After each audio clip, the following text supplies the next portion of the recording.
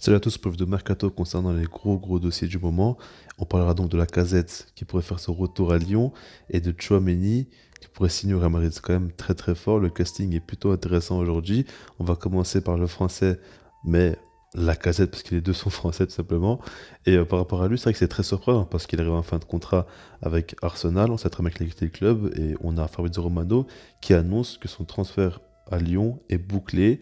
Il va signer au club, c'est qu'une question de temps. On verra bien dans les prochaines heures, ça devrait quand même être officiel. Et c'est assez fou. Clairement, c'est assez fou la casette. Il a 31 ans, il est passé à Ajaxa. Je pensais encore qu'il allait jouer peut-être en première ligue ou bien peut-être en Espagne ou quoi, mais quand même dans un club qui joue avec des champions ou quelque chose comme ça. Mais c'est vrai que là, Lyon actuellement est dans une situation très compliquée. Et c'est très beau ce qu'il fait. Franchement, c'est très beau parce que là, il va aider son club de cœur à revenir en Ligue des Champions notamment. Et c'est fort parce que pour moi, il a encore de belles années devant lui. Alors, c'est un joueur quand même qui a été décevant et moi, personnellement, je m'attendais quand même à beaucoup plus de sa part. Je pense qu'il pouvait viser un niveau bien plus haut que celui qu'il a eu durant sa carrière.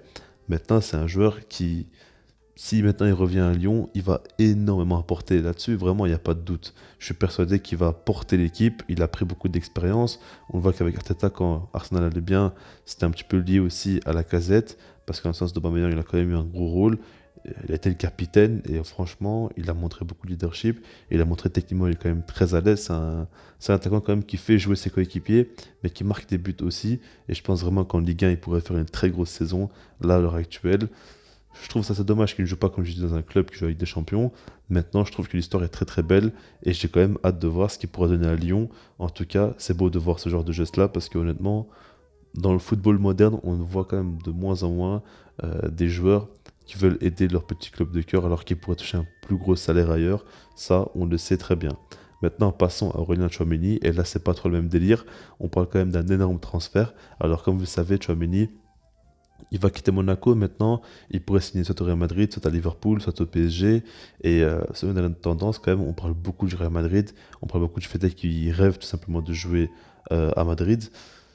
Et du coup, le PSG, ça paraît quand même assez compliqué. Alors, à Paris et en France, il y a pas mal quand même de journalistes, euh, insiders, on va dire, qui disent qu'il va signer au PSG. Mais de ce qu'on voit, des journalistes quand même très fiables, ça parle beaucoup du Real Madrid. Donc, du coup, on se penche quand même là-dessus.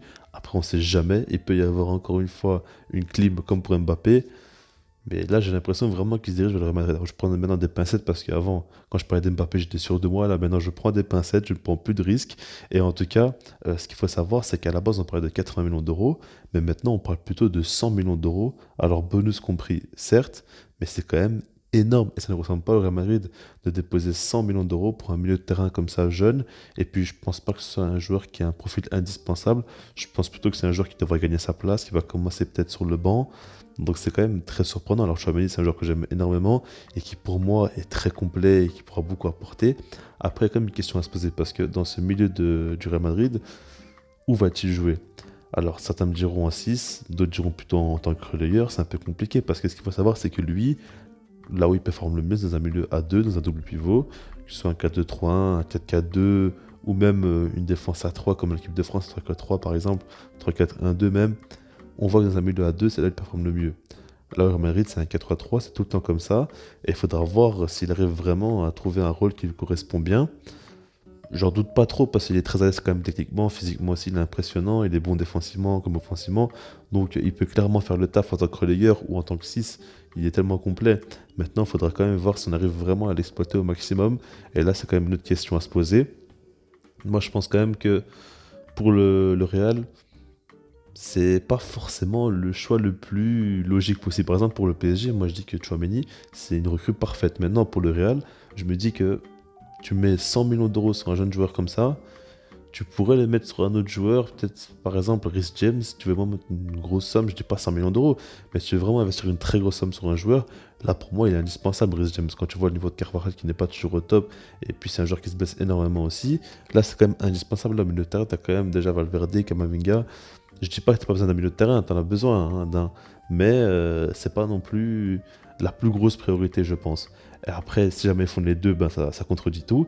Et puis en dehors de ça, je pense que le profil de Chouameni, bah, il est très intéressant. Il peut devenir le remplaçant de Casemiro. Maintenant, Casemiro, c'est pas le plus gros problème. Le plus gros problème, c'est quand même Kroos et Modric, qu'il va falloir quand même petit à petit penser à clairement les remplacer.